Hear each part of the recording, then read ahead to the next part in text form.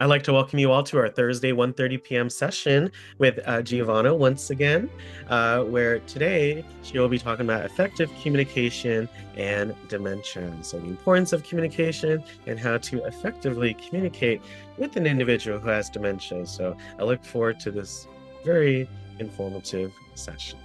The WildTech DC Senior Digital Inclusion Program, its owners and presenters offer technical assistance, virtual health, well-being information designed for educational purposes only. You should not rely on info and any apps or topics made by WildTech, including but not limited to mobile device applications and any social media pages maintained by WildTech, its owners or presenters as a substitute for professional medical advice, diagnosis, treatment, or legal advice. Thank you so much for letting me read the disclaimer. If you cannot see us, hear us, see the screen, let us know in the chat.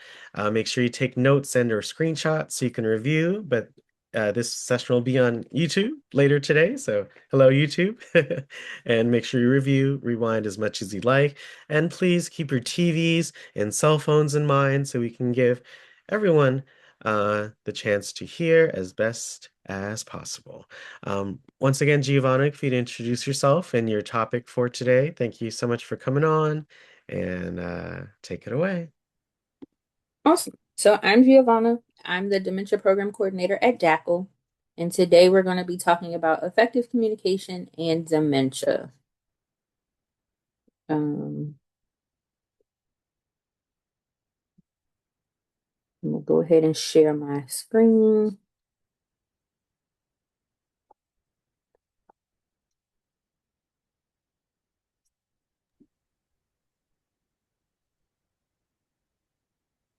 Yep. And today is Grandpa Day in Poland. Yesterday it was Grandma Day. Today is Grandpa Day in Poland. So shout out to all the grandparents. Happy Grandpa Day. Cool. Okay, so today we're going to be talking about effective communication and dementia, the do's and the don'ts. So, of course, I have a lovely agenda, like I always do. So, we're going to go through an icebreaker. We're going to talk about the importance of communication, as well as some communication challenges, understanding behaviors, and recognizing nonverbal communication. Then we're going to go through the do's and don'ts of effective and empathetic communication strategies. We're going to do an interactive activity. And then any questions and comments you have at the end, we can go through those as well. But like I said before, if you have any questions or comments that you want to make throughout the presentation, I encourage you to do so. So the icebreaker, let's communicate. We're going to play warm and fuzzy and cold and prickly. So your warm and fuzzy, I would like you to share a positive interaction or behavior you've experienced while communicating with a person with dementia. Anybody want to share a warm and fuzzy? Please raise your hand. Okay, thank you and then others, please raise your hand as well. We have Miss Brenda for sharing a positive interaction or behavior you have experienced while communicating with a person with dementia. Well, my mom had early stages of dementia, and I would quiz her on music, because she was a music lover. And, we play the games. I play music and quiz her, and we'd have fun doing that. Okay, Yeah. that's nice. Okay. Yes, music can be very helpful when we're navigating dementia as it sparks positive memories. So thank you for sharing that. Thank you. Thank you. We got Ms. Doris next, and then Ms. Geraldine. Thank you all so much. My father had dementia, and he used to he didn't like bathing, so I tricked him one day, and I told him this lady was on TV. I said, "You didn't see the commercial?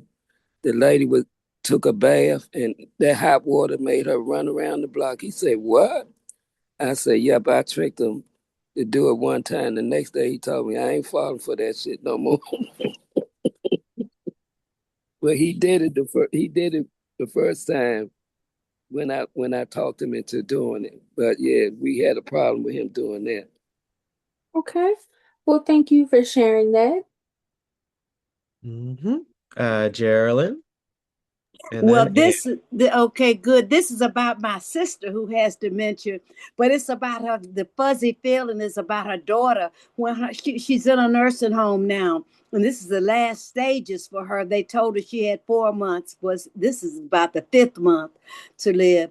But when her daughter goes to visit her, she knows who she is. She knows that that's her daughter, and the daughter lotions her down, lotions her feet and her hands, and to make her body soft, because the people in the home don't have time to do that. So that's a positive interaction, I think.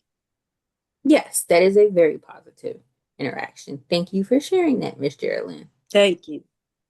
And And then then, we got Anne, and then I think we'll may go on to the other one.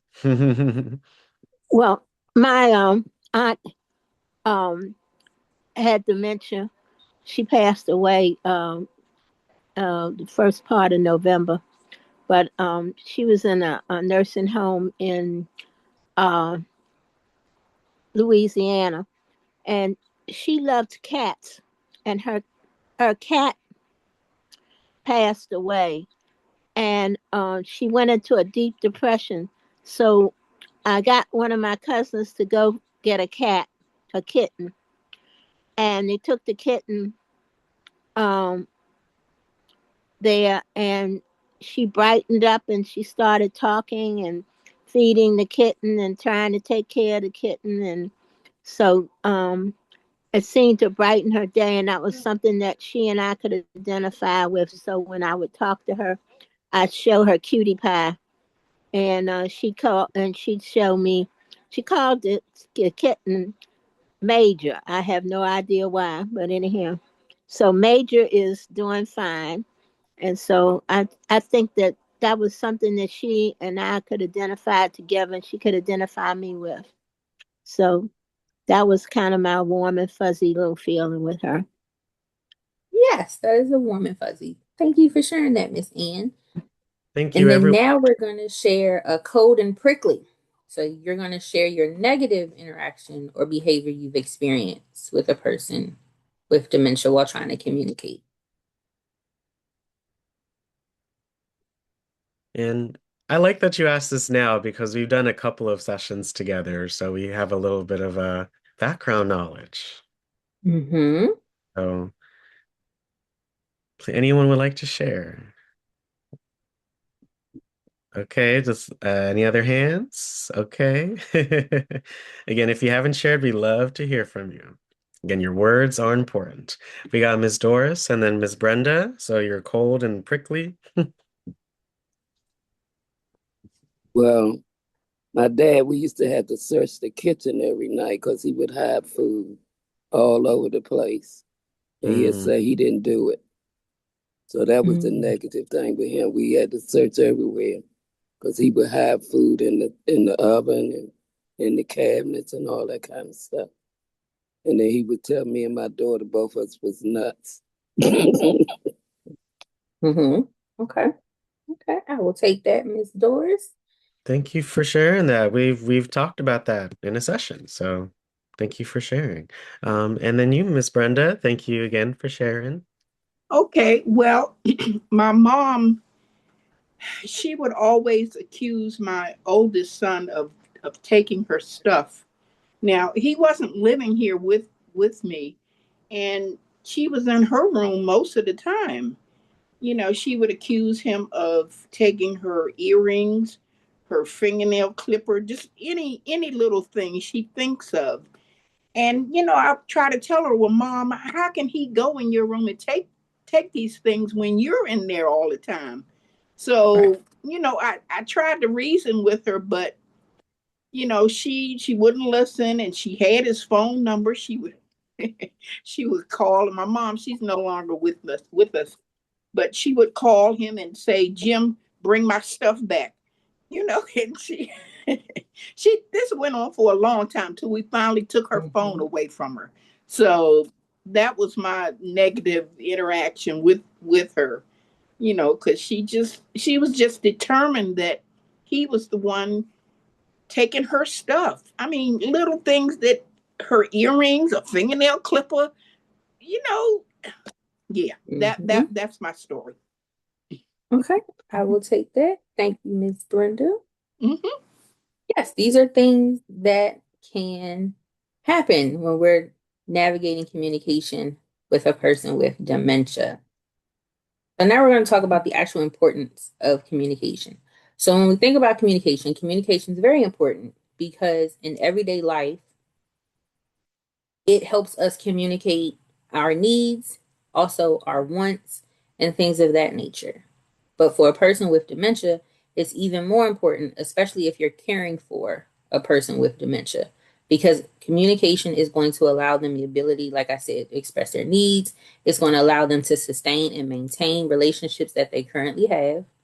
It's also going to let them have a sense of self and overall dignity. It's going to help them reduce any anxiety they may be feeling, as well as limit any isolation.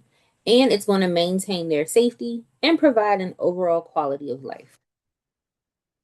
So communication is going to be very important. Communication, when we're talking in terms of caregiving, is going to be very, very important because it's going to allow the caregiver the ability to meet their individual wherever they are, as well as really help them support the needs. So that can be a physical need, an emotional need, a spiritual need, whatever the need is, communication is going to allow that caregiver the opportunity to do that. It's also going to help them address whatever wants the individual may have, as well as it's going to provide and maintain a positive and overall safe environment for the individual to receive care. Now, over time, as dementia progresses, a person's ability to communicate is going to diminish. And that is then going to start to bring upon some challenges. And we're going to talk about those challenges. So, like I mentioned before, when I first came, when we talked about understanding dementia and what it is, dementia is happening because of abnormal changes that are happening in the brain. So, when we're looking at communication, these abnormal changes are then going to impact how we communicate because it's now going to impact the overall thinking process, as well as decision making, memory, and even how we process language. We're also going to notice communication changes because we're also looking at the person overall. So these changes are going to vary depending on each person because no one experiences dementia the same. It's a different journey for everyone. And we're also going to look at communication changes where they are within the progression of the disease.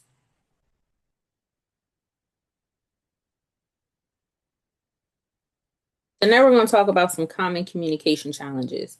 So you may notice that in the beginning, a person may have some issues finding the right words. So they can make up new words or they might use words that are similar to what they're trying to say, right? So I could be asking for a fork, but I might say, that spoon.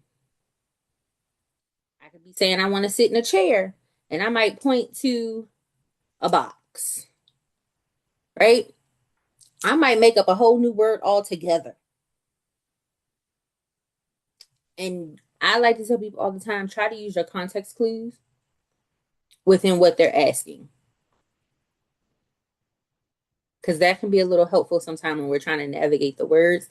Also, allow them a little time to get it out because sometimes the words might get stuck and they just need a little time to figure it out. So try not to be as hasty when it comes to navigating the issues with trying to find the right word.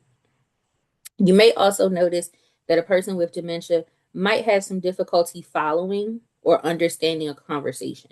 They may also have challenges with understanding and following instructions or even any recent events or activities. So timelines may be off, or if it's a lot of people talking at one time, it can be a little hard to navigate all of the conversation that's going on or trying to follow each person that's involved within the conversation. Miss Ann, I see your hand.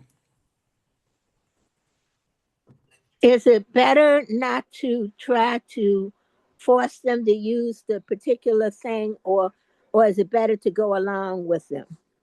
I mean, unless they're trying to jump in the river or jump off the roof or something like that. I mean something. Right. You want to make sure you are maintaining safety, but sometimes you can kind of go along with what it is, and sometimes you can redirect them and distract them depending on exactly what it is that's causing the confusion. Basically, patience and It takes a lot of patience. perseverance. Yes, ma'am. Okay. I just wanted to uh, clarify that because I'm dealing with somebody else's going through with that, and I'm just trying to figure out since I can't be there. I'm just trying to Mm-hmm. figure out if I'm directing in the right place. So I appreciate you giving us all these tips and doing this and helping us to navigate. You are very welcome, and hopefully this is helpful. I see Miss Doris, and then I think I saw Miss Brenda. Well, my father, he was 97 years old, and he never forgot me or my daughter. He remembered my phone number and everything. He communicated with us, and if they did something to him in the nursing home he didn't like, he would call me up, and he remembered my phone number the whole time that he was in there. Yeah, so that's a good example of good communication. Also, he felt safe enough with you to tell you that. So that's really helpful, Miss Doris. Okay. We also notice when we're looking at communication challenges, you may notice that they're starting to repeat words or phrases. So they could be talking to you and they'll tell you one thing, and then maybe a few minutes later, they tell you the exact same thing. And then a few moments later, the exact same thing. That does happen. You may also notice they may have some challenges recalling names of loved ones or even their own personal information. Miss Brenda. Yes, I have a sister that she talks to herself, but nobody's there. But she keeps saying that somebody's dead. Is she seeing somebody or not? It could be a hallucination or a delusion I because mean, she those are, says a lot of people, not just one person. it could be a hallucination. What? Mhm, Okay. that Because we is, thought we have might have to take her somewhere to see somebody.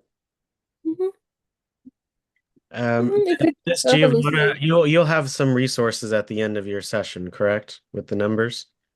hmm We'll have the numbers right to dackle. Okay, thank you. Um, That's what I wanted to ask you. Okay, thank you. yes, ma'am. You are So very welcome. stay on, Miss Brenda, as you always do. Okay. You may also notice that sometimes they have an issue with trying to maintain their trains of thought, as well as if an individual speaks more than one language, they can possibly revert back to their native language if that was their first language. You may also see trouble following storylines when we're looking at books, television shows, or movies, as well as challenges with organizing speech, like sentence structures. Body language and gestures can also be a little confusing at times, as well as overall expression of thoughts or feelings, and difficulty understanding humor.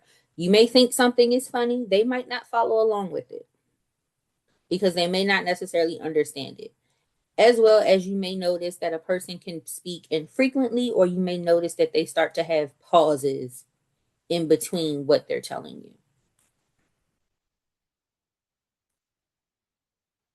So, even though those are common challenges, I also want to make it clear that a lot of those challenges can also come in to play because of other factors. So, it could be that they may be experiencing an overall illness like a UTI, an infection, anything of that nature. It could also be a mental health issue. It can be a mouth or dental issue. Mouth and dental issues are a huge culprit because it could be an ulcer or an abscess in the mouth. It could be ill-fitting dentures. It could be a tooth that's causing pain. So if that's the case, I wouldn't want to talk either. It can also be vision and hearing issues, as well as overall environmental challenges and distractions. Again, So please raise now, your hands if you want to share anything, have a question. Thank you all so much again for participating. so now we're going to talk about understanding behaviors and recognizing nonverbal communication. So challenges with communication when we're looking at dementia can often lead to behavioral issues. And a lot of times this is happening because the person with dementia, as the disease progresses, they are now losing the ability to overall fully express themselves, as well as express their needs and their wants, and also an issue with understanding others. So here are some behavioral changes that you may notice with a person with dementia. So if we're looking at agitation and aggression, because a lot of times I hear they're always aggressive. When we're looking at agitation and aggression comes into play because there is a trigger, and that trigger could possibly be fear. They may be frustrated, or they could be confused about what is happening. So you got to think about it. If I'm trying to express something, but I can't fully articulate it, that's going to cause me to be frustrated. I may be agitated now. So when we're looking at these are behavioral issues. There's going to always be a trigger. So we really want to identify what's the trigger, as well as look at what's the overall pattern of the behavioral changes. You may notice that they have a lot of anxiety. Anxiety can also come out of fear or frustration. If we're looking at resistance, it can be lack of trust, a lack of understanding, or overall fear. A lot of times you'll see resistance when it comes to bathing. Bathing is a real intimate act. So if I'm not sure what you're doing, I may be fearful and I may not necessarily trust you. So I may be a little resistant to try to let you help me with that certain activity. You may notice withdrawal, and this can happen because overall communication issues. Again, I may not know how to fully articulate my needs or my wants, and I may also have some fear of stigma due to my memory loss. We're looking at verbal outbursts. This is going to happen because they may be experiencing anger, overall sadness, confusion, or an unmet need. Mood or tone changes. This is going to happen a lot of times because needs are not being met. And then I don't like to say that they're lying. I'm never going to say that a person with dementia is lying. They may embellish thoughts at times. However, that can also be caused because they're trying to hide memory loss.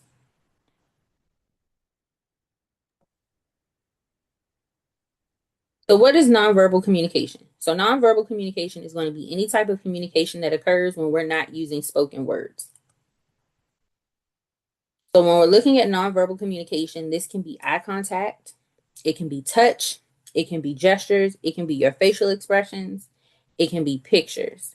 Nonverbal communication is going to always be very helpful because it's going to help you maintain a sense of connection and overall comfort. It's also going to let you communicate with the individual with dementia and allow them to still be a part of a conversation when communication can become more challenging. And it's also going to be beneficial in later stages because as the individual begins to progress in the disease, they may not be able to fully communicate. So nonverbal communication is going to go a very long way. So the do's and don'ts of effective and empathetic communication. So when we are caring for or communicating with an individual with dementia, I want to make sure we remember that it's going to always be very important to be mindful of what and how we say things. Because words, tone, and body language can be very helpful, but it can also be harmful and even misunderstood.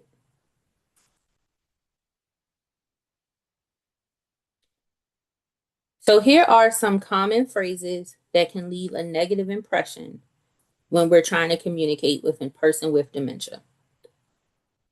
The first phrase is, I told you this already. Why do you think that would cause a negative impression? You can unmute yourself and share. I think that it's like a demand, and you're making the person feel like they don't really understand what you're talking about. I found repeating it and calmly help the person better than telling them, I just told you that. Exactly. Is that the right way to? Yes, ma'am. Okay. So when we tell a person, I told you this already, unfortunately, no, they're not going to remember that you possibly told Mm-hmm. them to them already. So by saying, I told you this already, you are now reminding them of their memory loss. This is also going to be seen as hurtful, but also frustrating and a sign of irritation for them because you are constantly reminding them of the memory issue. That you already told them. That's what Mm-hmm. I tried to tell the nurses. Yes, ma'am. Okay. That's dealing with my aunt in Louisiana. Sometimes, they think because you up here, or they think because you old, you stupid. But Exactly. so I was trying to tell her, if the more when she says you already told her, she you tell her you already told her, tell her again. And I don't care if you have to tell her 10 times. Mm-hmm. And Exactly. you better not hit her. Exactly. So you are on the right track, Miss Ann. Well, it's Um, difficult being in charge of somebody miles away. exactly. So you're trying to monitor it when you're not readily available to get Hmm. to her if needed. Yeah. So I completely understand. And I'm trying to learn for myself not to be I'm trying to talk calmly and Mm-hmm. but forcefully. Yes. Okay. Yes, you can still be very firm, but calm and even toned to get your point across. So you're on the right track, Miss Ann. Okay. The next phrase is you should know better. Why would that leave a negative impression? Someone else, please share. But that was, I love that answer before. Wonderful job. Anyone else? You should know better. Why do you think that can leave a negative impression? You can unmute yourself and share.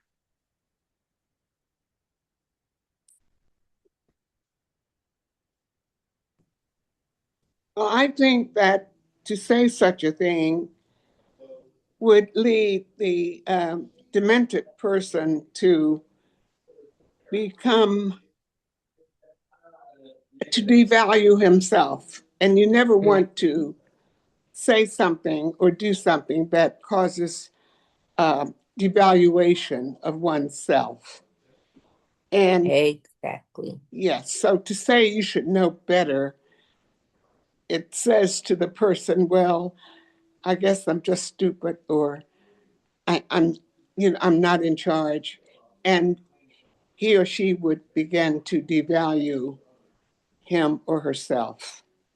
Mm-hmm.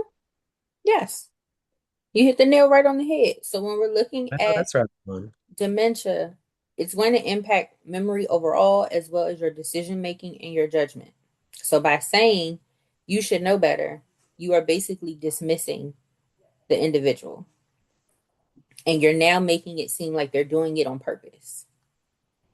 They're not doing it on purpose. They genuinely cannot help it.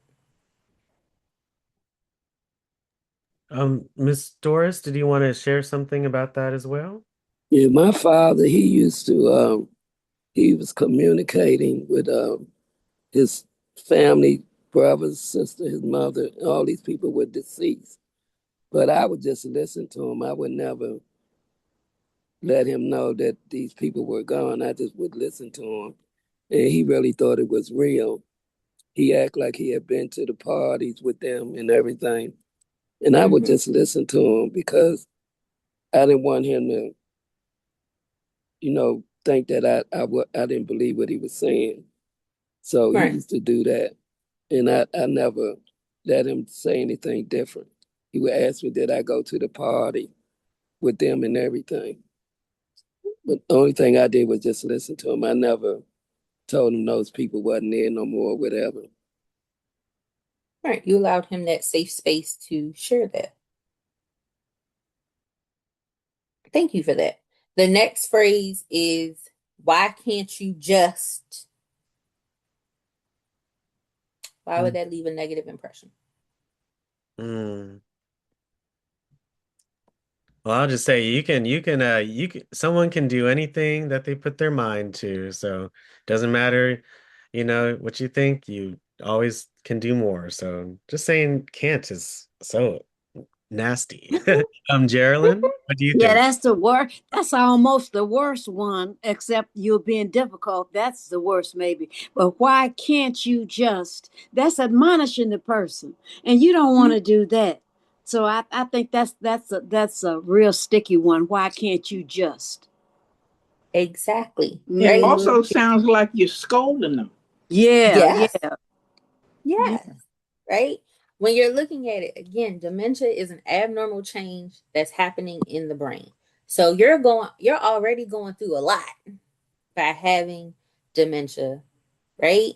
Your brain Right. is processing differently now because of the dementia. Communication is now becoming even more of a challenge, and trying to complete certain tasks is already now becoming more difficult because of the disease.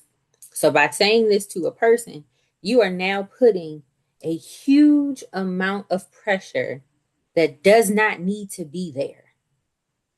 It doesn't. And you have now made them feel inadequate. And then the last phrase, you're being difficult. Anyone else would like to share? You're being difficult. Why could that leave a negative impression? So like you're punishing them. Mm-hmm. Mm-hmm. Or, And what Yes. could be being another mean to phrase? them, What else could hollering you at say? them. Mm-hmm. Mm-hmm. Instead of saying Mm-hmm. you were being difficult, how would you say that in a positive way? Boy, this poses a challenge, or what would you Mm-hmm. say, Giovanna, to make the You person know that what they're doing is imposing, a challenge on you? Can you turn it around to make that sound positive in any way? you can. So when we're looking at you're being difficult is most likely addressing a behavioral change, Mm-hmm. right? So the main thing is to figure out what has now triggered this behavioral change. Is this an unmet need? Is this an issue with overall communication? Or are you in some type of discomfort? Because by saying you're being difficult, all you're doing is labeling a behavior, but you're not actually addressing it. So you really kind of want to pinpoint what's your expectation of this current behavior. Mm. So to turn it around to a positive, you will want to address what is the actual issue. So you can try to figure out, are you hungry? Like asking when you're looking at the behavior to kind of figure it out. Mm-hmm. Like a lot of times, like I look at with my granddad, when I see he's starting to get worked up, I'll ask him calmly, let's look at exactly what is it we need. What do you need from me right now? Or I'll stop. Like yesterday, he was trying to call somebody and he couldn't figure out the person's name in his phone, and he was starting to get agitated and really aggressive about it. So I told him, how about we take a break from looking at the phone? Let's step away from it and we'll come back in 5 minutes and we'll try it again. Let's just do something else. I redirected him. He came right back 5 minutes and he found what he was looking for. That's a good idea. Hmm. Mm-hmm. Any You want to other? try to you want to try to redirect it, but also instead of just highlighting the actual behavioral issue, figure out what has triggered the behavioral change. Because I can tell you you're being difficult or you're doing too much all day long, but I'm still not addressing the actual problem, which is the behavioral change or what triggered the behavioral change. Because Mm. now all I'm doing is just adding on to the behavioral change by saying something that's going to upset you. Mm. Mm. Thank you for this list, Giovanna. It's helpful for communication with folks with dementia, but just overall, just understanding and, being human beings, we, deal with a lot. So we should just be more kinder to each other. And as you said, we just, like in life, we Gotta watch what we say before we say it. I always think of it. What would the other person think if they read this email? If I said this to them, what would they think? How would it feel if it were Exactly. said to me? Exactly. A lot of times I try to tell people when we're looking at dementia and navigating caring for a person with dementia or even interacting with a person with dementia, it's a lot like life. As you change in life, you go through different seasons, new chapters, and things of that nature. You got to think about it. You've never been here before. You have never been in this chapter of life before. Hmm. So give yourself some grace. Be Yes. gentle. You are navigating and learning as best as you can because you don't know what you don't know.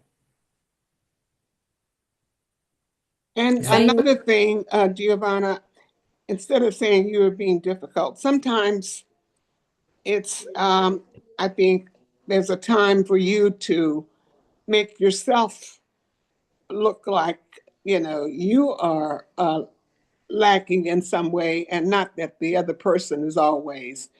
And you could say, exactly. gee, I wish I were up to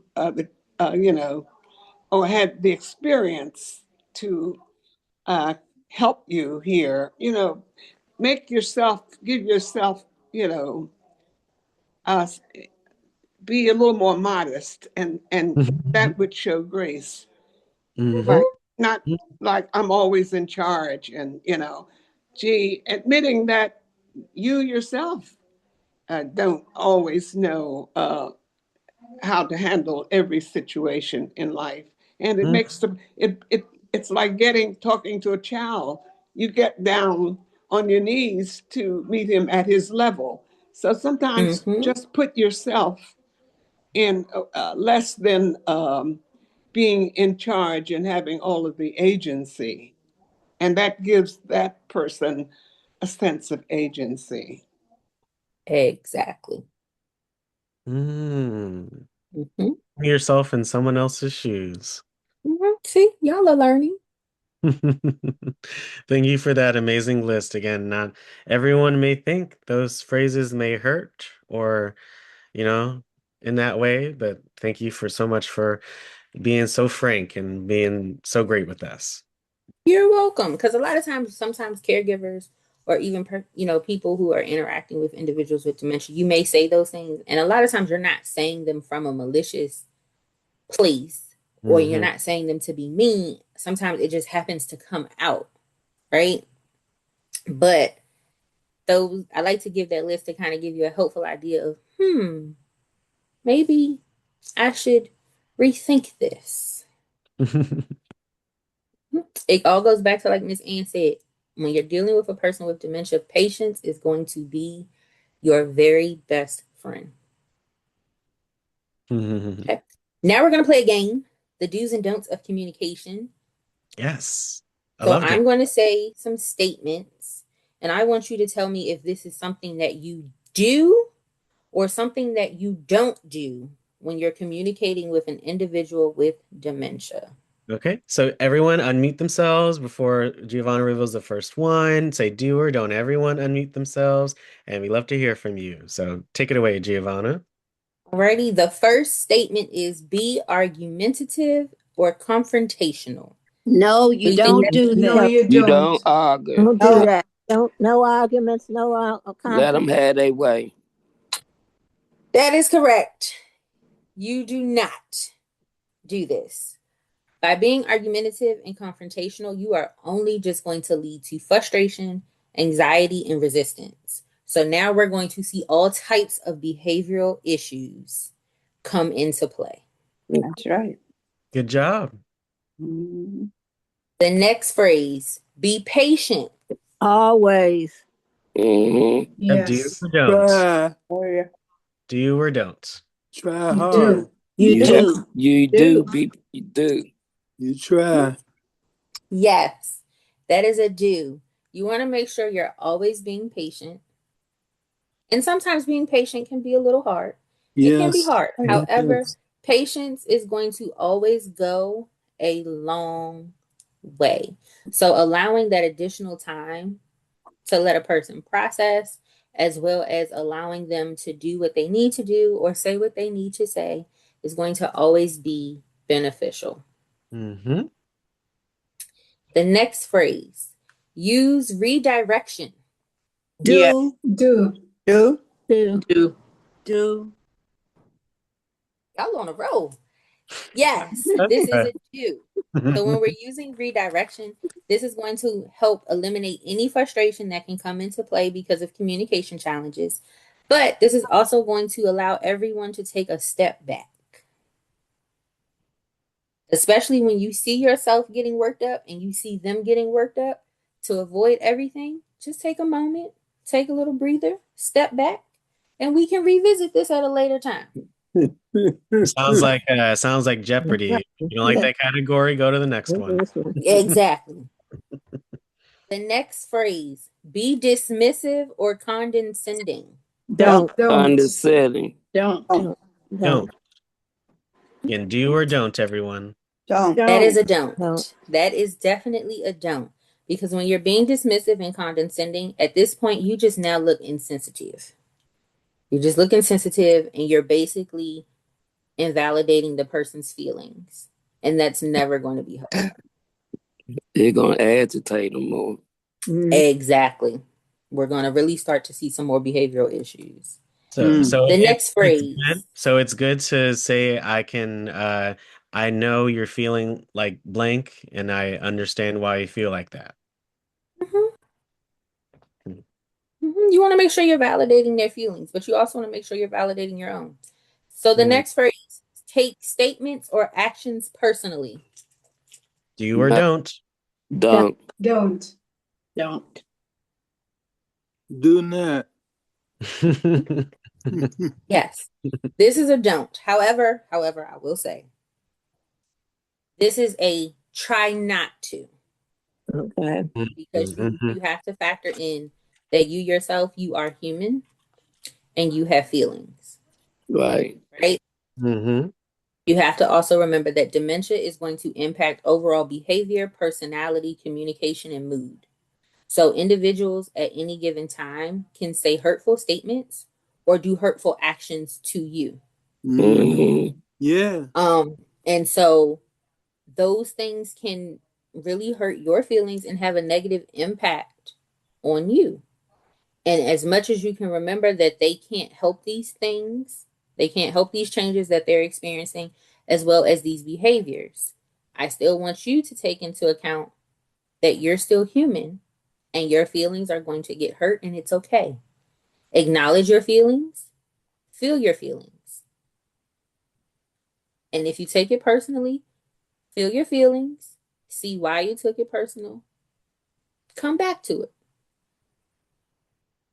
But do not ignore your feelings just for the sake of trying not to take things personal. Because you're going to end up doing more damage to you.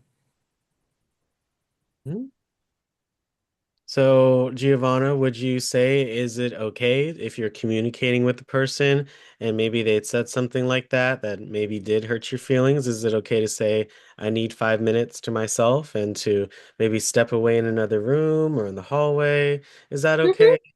That is okay to take a break. It is always okay to go take a break.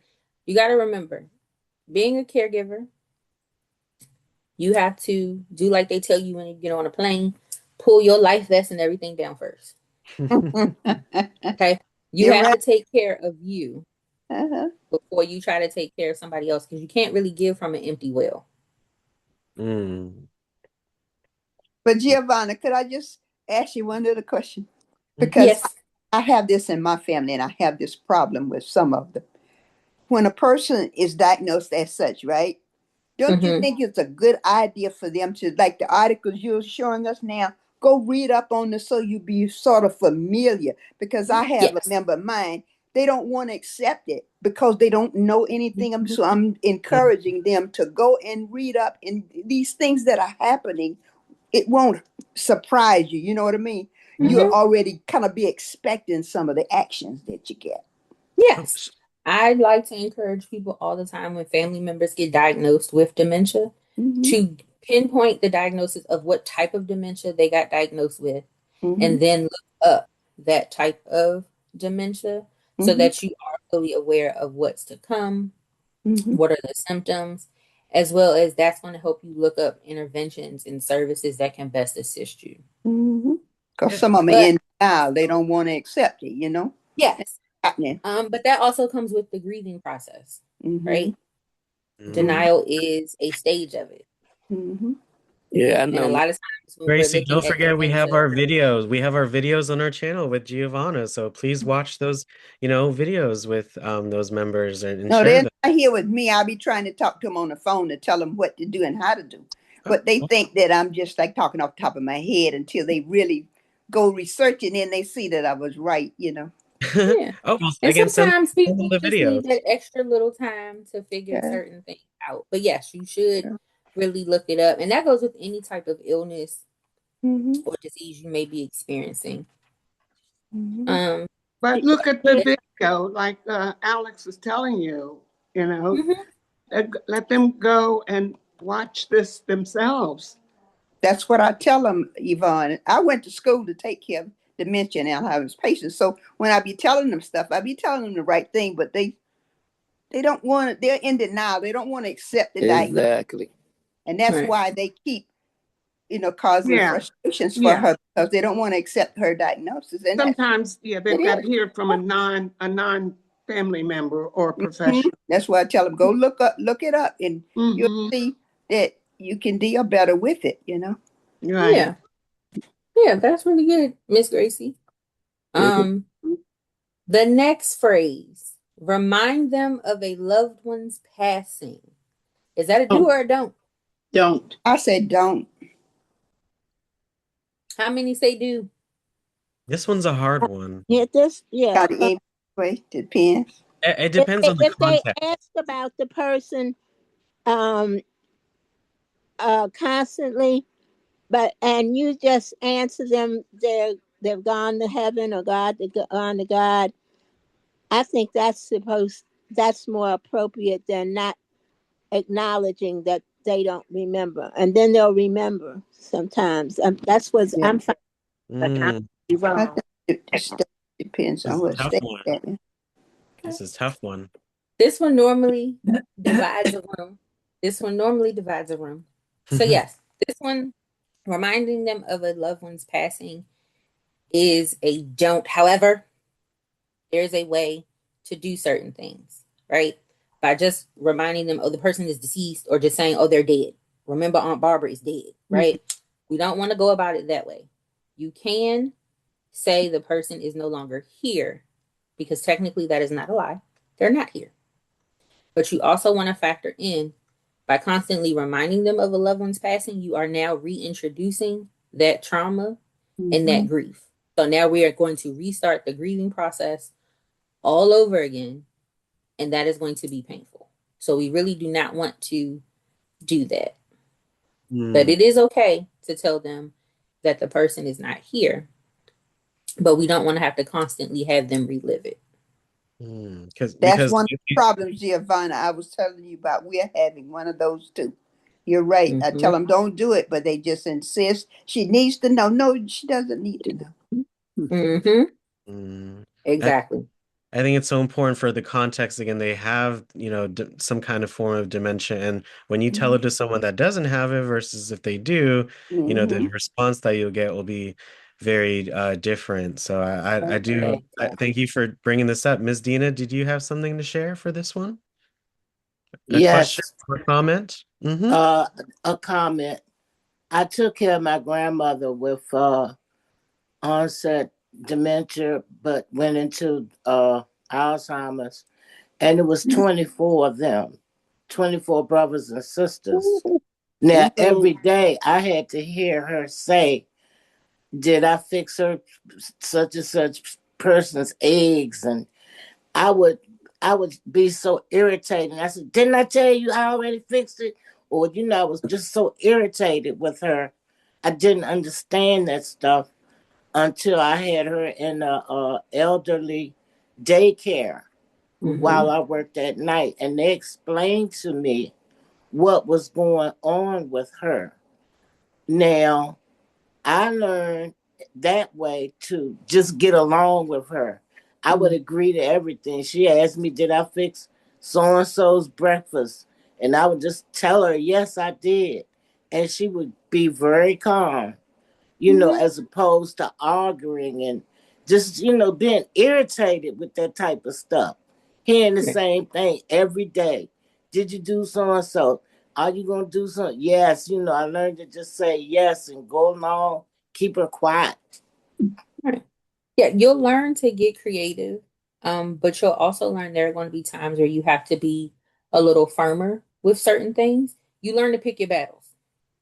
What causes that, Giovanna? The repetition. They ask you the same questions like every 3 or 4 minutes. So that's a part of the dementia. That's the change in Mhm. the brain. That's the abnormal They change don't in how your brain remember. is They processed. don't No. remember. Mm-mm. Yeah, so it's impacting overall memory as well as thought process and language.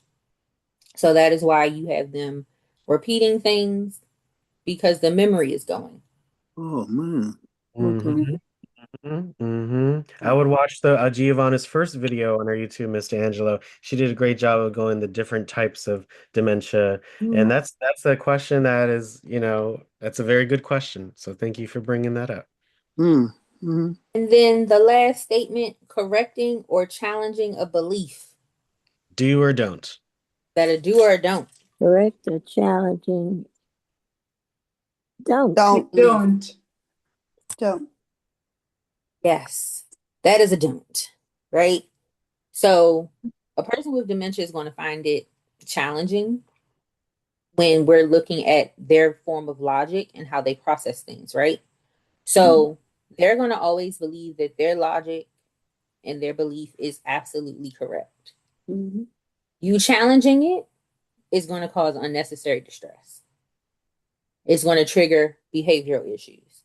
There are going to be certain times where, like I said, you can be a little firmer with certain things, but this is when you're going to learn to pick and choose your battles. Like, do I need to tell you that the grass is blue and the sky is green if that's what you think? Do I really need to sit there and correct that? Mm-mm. No. If we want to say the grass is blue and sky is green, cool. Grass is blue and sky is green. Uh, It That can be is not purple if harming you you want nor it to me. be. You Mm-hmm. learn to pick your battles, right? And you're going to learn when there are certain things where, yes, you have to be a little firmer on certain beliefs. But a lot of times, if it's not causing harm, let it fly. Yes. Yes. And then the last one, meet them where they are. Do or don't. Do. Do. Do. Do. Do. That is Correct. correct. You want to always make sure you are meeting them where they are because dementia is always changing. Mm. As it progresses, where they were last week may Mhm. not be where they are this week. So what worked last week might not work this week. Mm. Wow. So you want to constantly meet them where they are. Mm. So when we're looking at effective and empathetic communication strategies, empathy, patience, and understanding, top 3 tools. Okay, Mm. when we are effectively communicating with a person with dementia. So here's some strategies. Number 1, we want to always keep things simple. Keep it simple.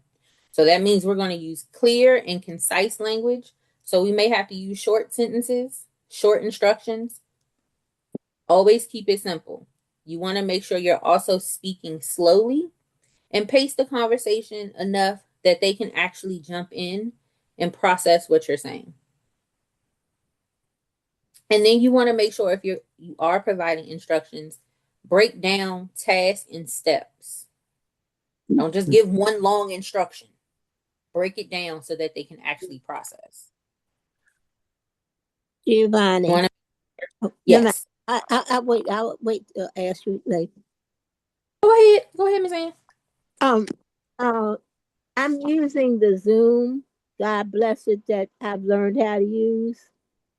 And we've set one up in her room so that whenever she wants to talk to me, the nurse can uh, ring me, and I can get on. Is that a good tool or? Yeah, you can use technology. Does I she may, engage with you? Yeah, and she thinks that I'm there sometimes, or in Yeah. another room. Yeah, so if the Zoom is helping and you see that it's proven to be beneficial for her, keep it going.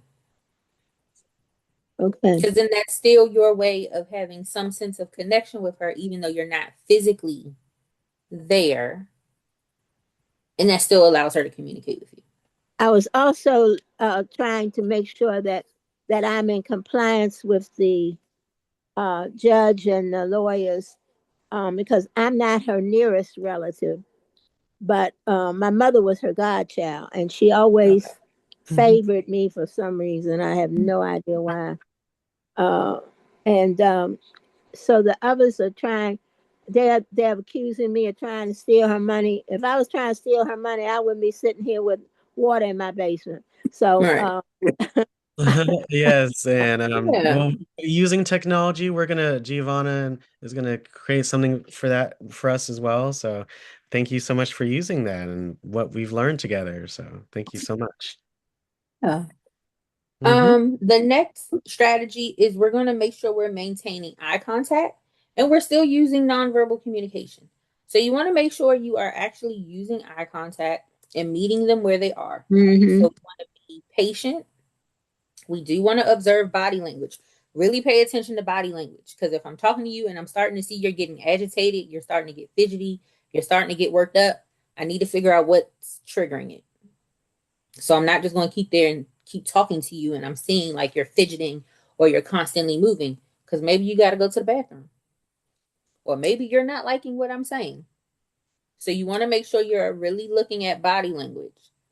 You also want to make sure whatever you say matches your facial expression. So if I'm sitting there yelling at you, but I am smiling at the same time, would you fully understand what I'm saying or would you be confused? Mm-mm. It's like two different sides of the coin at once. Exactly. That is going to be confusing. So you want to make sure your facial expressions and your gestures match what you're saying to them. You also want to make sure you don't sit entirely too close because personal space is still a thing. Even if they have dementia, personal space is still a thing. But you also want to make sure that you aren't too far away and you're not standing directly over top of them when you're trying to communicate. Make sure you sit at eye level or stand at eye level. Because if I'm standing over top of you, it looks like I'm talking down on you and I'm fussing at you. You also want to make sure we're validating feelings and experiences. Provide reassurance and comfort, especially in the later stages of dementia. Comfort and reassurance are going to go a long way. Acknowledge their feelings and emotions. So if you see them and they look like they're sad or they're upset, ask them. Talk about it because maybe it's something that you can help them with. Also, respect the individual. And I am not a fan of this. I don't like it. And I don't like it when they do it to any senior. I am not a fan of baby talk with seniors or over usage of terms of endearment. If you have that relationship, I will say this though, if you have that type of relationship with the person, then that's fine. But if you do not have that relationship with them, sitting there constantly going, "Who's a good girl? That's my sweetie. Hi, pumpkin." No, please stop. Don't do it. Because you have to remember, they're still an adult. They are not a child. So, constant use of baby talk and constant use of terms of endearment can sometimes just be condescending and rude. But again, I will say if you have that relationship with the person where you all use frequent terms of endearment, that is completely fine because that's the relationship that has already been established.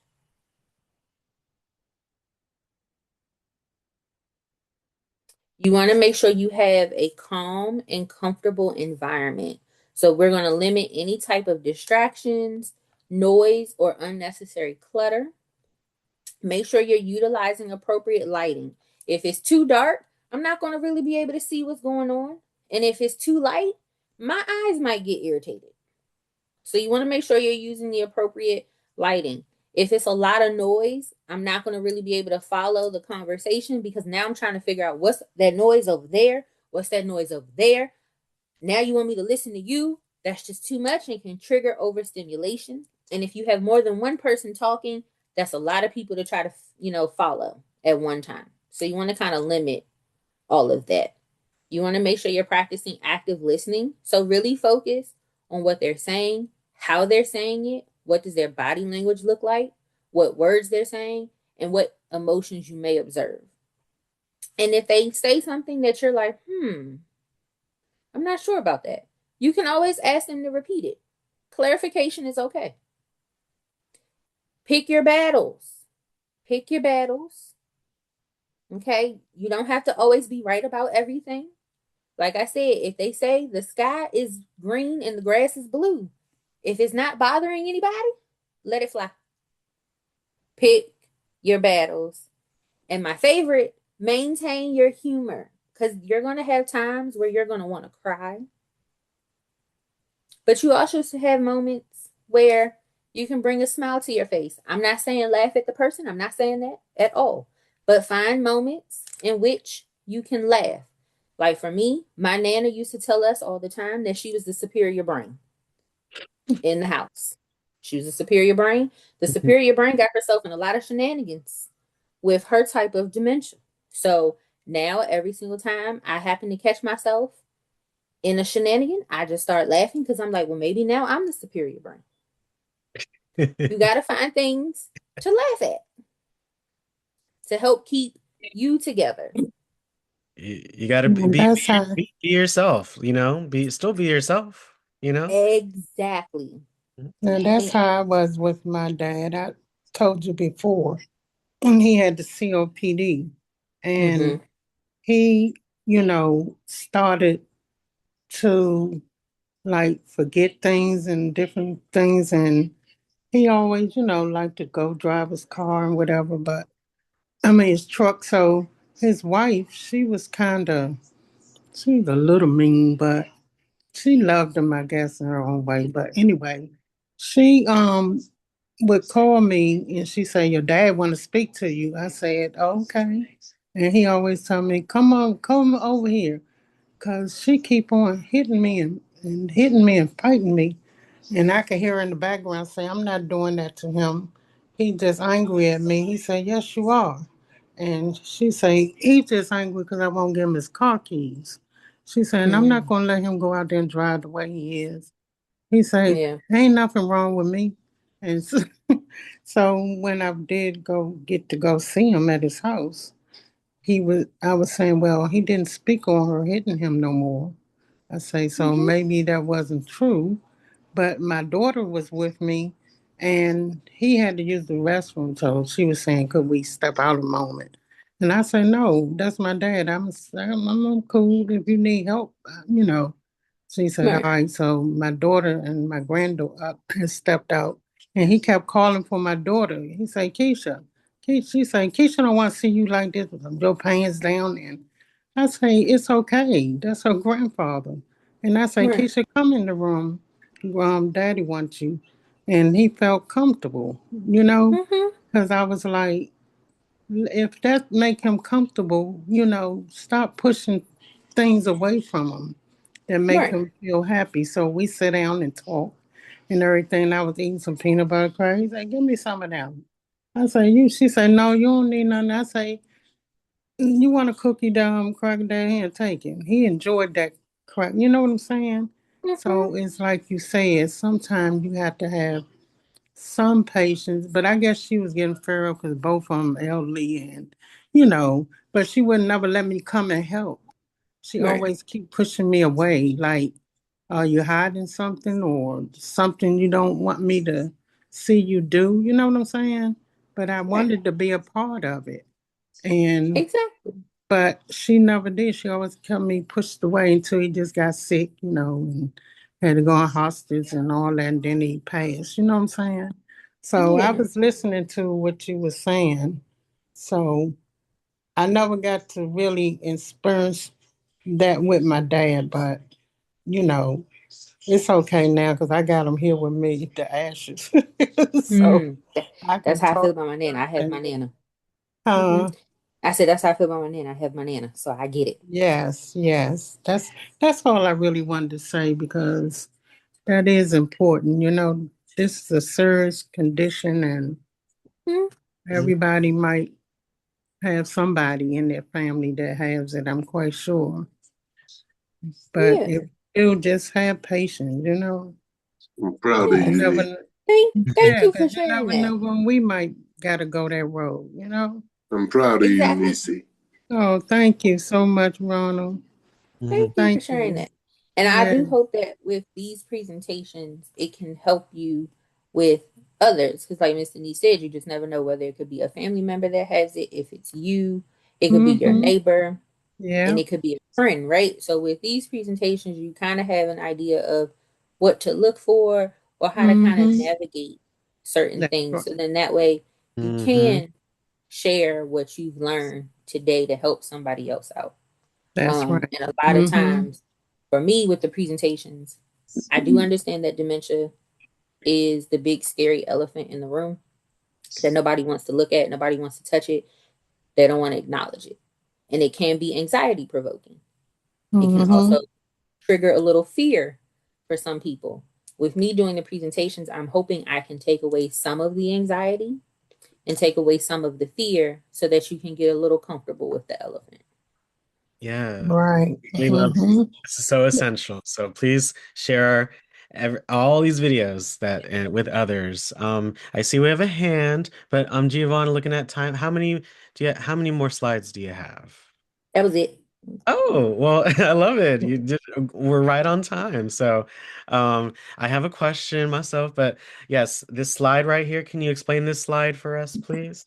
Yeah, so this is the contact information for DACL. I do have the Adult Protective Services or APS hotline, which is 202-541-3950.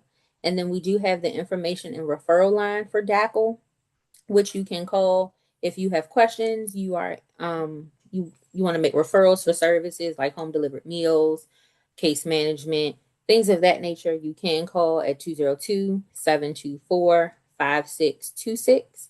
If you're looking at APS, they do investigate allegations of abuse, self-neglect, neglect, financial exploitation, and things of that nature. So you can contact them for any of those concerns or if you have questions about any of those things.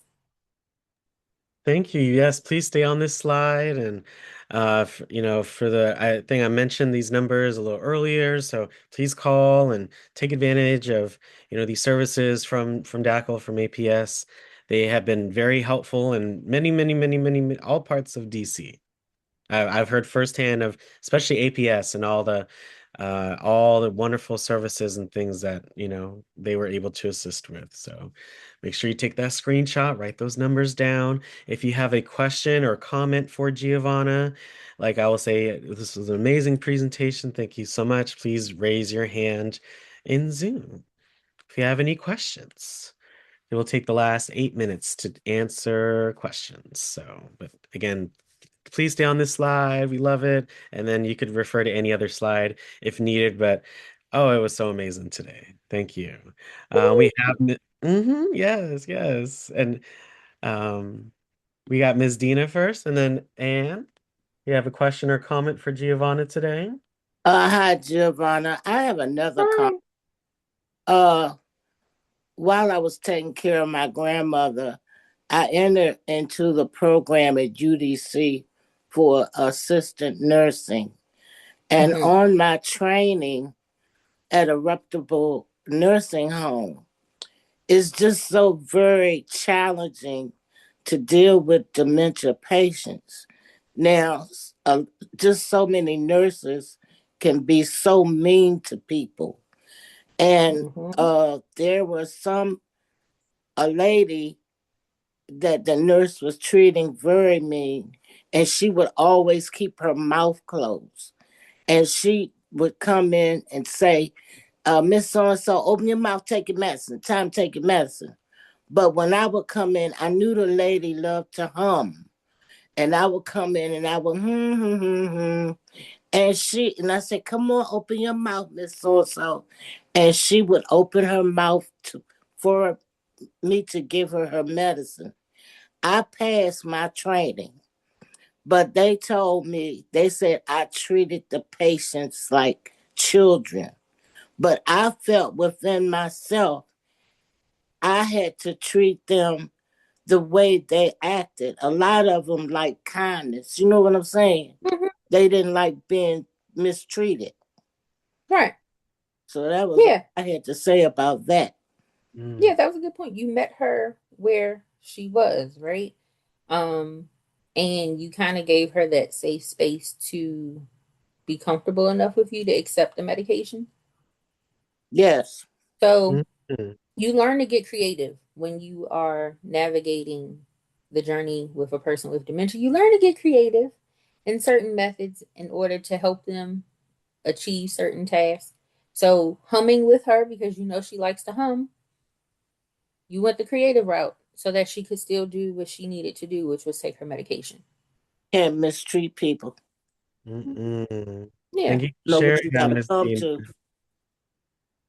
So And thank you for sharing that, Miss Dina. Miss Sure. Ann. yeah, and just us even just being able to talk about this and again learn these things and I'm not sure how long ago that was, Ms. Dina, even though it sounds very recent as you sound very young, but I'm so glad we're able to talk about these things so freely. Mental health is wealth.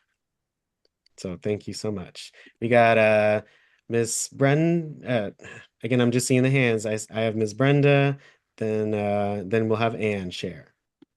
Well, Giovanna, I don't know if I've asked you this before, but is dementia, if it runs in your family, is it hereditary? So dementia does have genetic components when you're looking at certain types, like Alzheimer's has a genetic component, there's a gene. Okay. So you can get genetic testing done, but I also tell people you also want to look at risk factors like high blood pressure, diabetes, high cholesterol, heart disease. Do those things run in your family? Because that increases your risk as well if that is something you have. But there are types that have a genetic component. So yes. Okay. All right. Okay. Thank you. You're welcome. Also, how is your son? Because I remember when I Oh, came in December, you he's all doing, were still navigating the grieving yeah, process. he's doing much better. He's able to talk about it now. He's smiling more and laughing more, and we still talk, and he's been coming over, spending time with us. So he is he has his moments, but he's doing much better.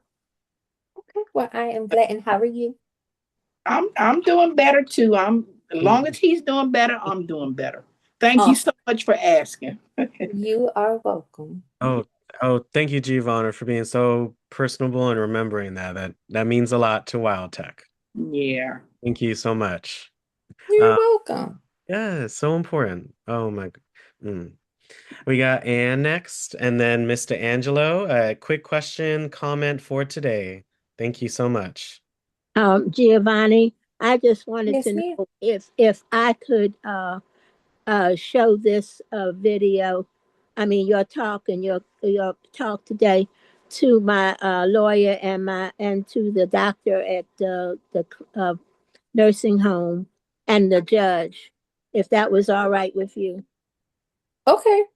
Uh, and it'll be on our YouTube, please. Everyone Yeah. share the videos. They're all on YouTube Yeah. for we have 600, 700 videos on our channel. So yes, this will be uploaded today, tomorrow.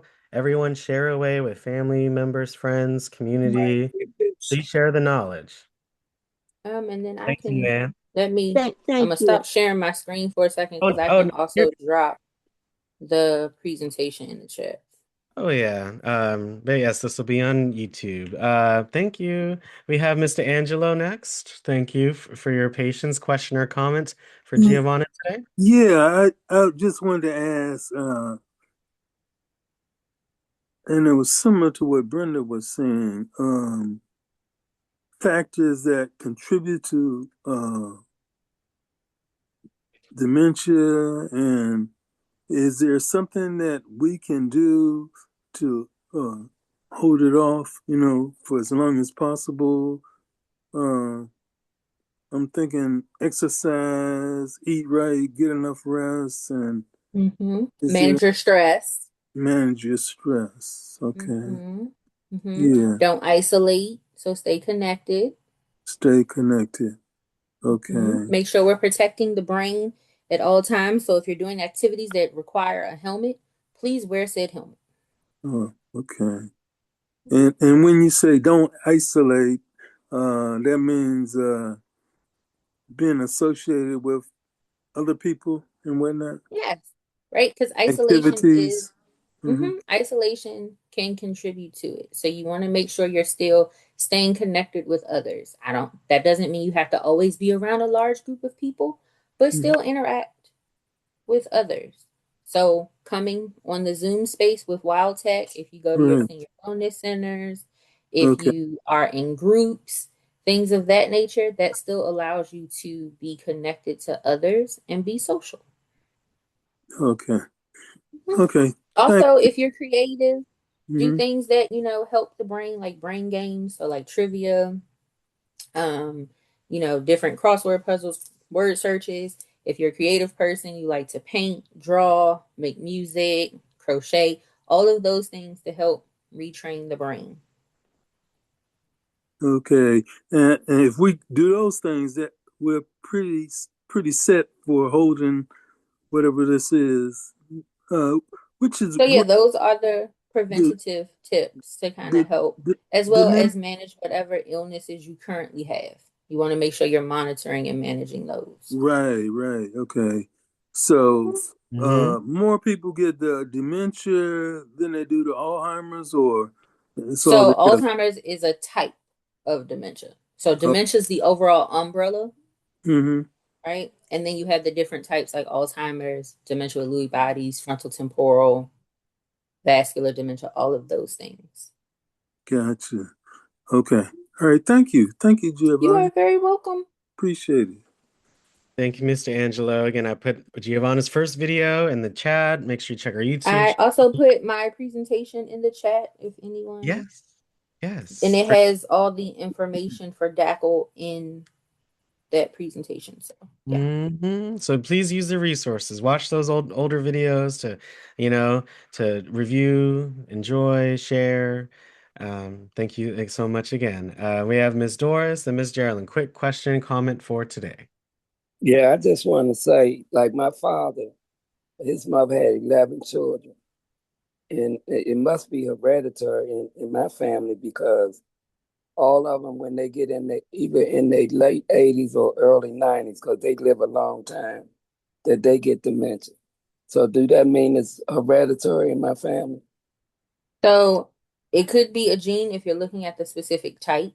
So that's something that you all may want to explore if that's something that's reoccurring, just to see if you all carry that gene. But then again, still looking at the risk factors that you all potentially may have, which could be Okay. triggering, because dementia is not a normal part of aging. Yeah, because they all get it in their late 80s or early 90s. Yeah. Okay, thank you. You are welcome, Miss Doris. Miss Geraldine. Bono, thank you so much for everything. But this is in reference to Doris's comment and Brenda. My sister, as I said, has dementia. But before she really got it full force, she went to a geneticist, and that doctor was able to map the gene. I guess is what you call it, mapping a gene. And she was able to tell her who in the family, there were 11 people, and who in the family would get dementia, and who would not. So that, to answer your question, the geneticist can do that for you. Yep, you can get genetic testing done. You sure can. Testing, yeah, genetic testing. Well, thank you, Thank Miss you very Geraldine, for much, sharing Giovanna. that. You're welcome. I do know that Alex has asked for future presentations. We talk about like dementia and technology. Um, I also want you all to really think about what topics around dementia you want me to come and discuss, because then that way I can tailor the presentation for that, right? Also, if it's one of those times, since I'm coming once a month, if it's one of those things where you don't want the full presentation, but you kind of just want to have a discussion around dementia, I'm not mad at that either. We can also do that. For those of you that are caregivers, if you want to just have conversations around caregiving and dementia, I am also okay with that. I'm also thinking, Alex, because I am with APS, I do think a dementia and APS presentation would also be beneficial, because I know scams are a thing. Yes. So I We've do talked think, about that a lot. yeah, I do think that could also be something that would be helpful. So I can always bring my supervisor with me and she can touch on that as well. And it can be a joint effort. Oh, that sounds amazing. So everyone just take a minute or two or to kind of think on that while we do the poll, and you can let me know today on Monday, just any topics that you may want Giovanna to cover. So yes, we appreciate that. And again, thank you so much for answering all those questions just so eloquently and we let's all, do Giovanna justice and share that video and what you learned today with others in your community. But related to the questions that others share, just what do you say, especially relates to the disclaimer, do you recommend, and also, did you know January is Mental Wellness Month?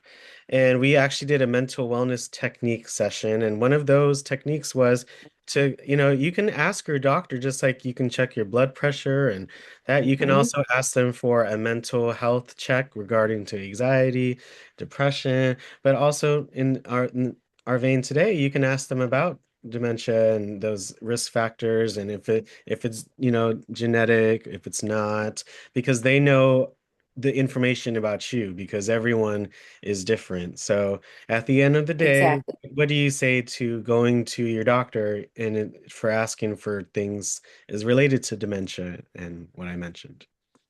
I agree. I feel like if there are things that you find concerning for you, or if it's just something you are like, I have more questions about this, really talk to your doctor about it. Write it down too, because sometimes you know how we'll go to the doctor and we'll be prepared to ask a million questions about something, and then you had that whole appointment and you don't forgot what you were gonna ask. So I also suggest writing it down, but still talk to your doctor about any type of concerns you have, whether it's for dementia or any other ailment. Really have that conversation with your doctor. And if you're not comfortable going by yourself, take somebody with you who you are comfortable with and who you know will really advocate for you to get what you need. Thank you. And one last thing, I do see, hi, Latonya, I see that you're on. Do you have any thoughts on the session today? Any last words of wisdom for our seniors? Thank you so much for joining. Oh, no problem at all. Good afternoon, everyone. How are you? A pleasure to meet you. No, I just look forward to being to join an additional time, hopefully with scams. So that is Yes, something that we focus on with Adult Protective Services. So yes, I'd love to join Giovanna and speak more about that. that's my So supervisor, y'all. So this was a she'll great come back discussion, with me. wonderful questions. Like everybody's so Yeah. engaged. So I'm glad I was able to step in today. We're so happy we were able to welcome you to our Wild Tech home. So Yes, thank you. please, Thank you. and please join us whenever you'd like. I So certainly will. I certainly let's will. let's all, and seniors, thank you so much for your questions, as Latanya said, and participation. Let's thank both Giovanna and Latanya for this wonderful presentation today. Thank Thank you you. Thank so you, much. Thank Thank you, Giovanna Nat. you, and Everyone, Thank Latonya. thank you very Latanya you. and much. Thank you. Giovanna. Appreciate Thank you. It was a Thank great you. Bye. You're welcome. And presentation. I will see everybody Next in month. February. All Yes. So right. just let Alex know what you it. all want me to talk about, and I will be back in February. See you Okay. later, Okay. Okay. Giovanna. Thank you for such a Thank great you. Everyone be safe session and today. secure. And, Yes. Thank you so much.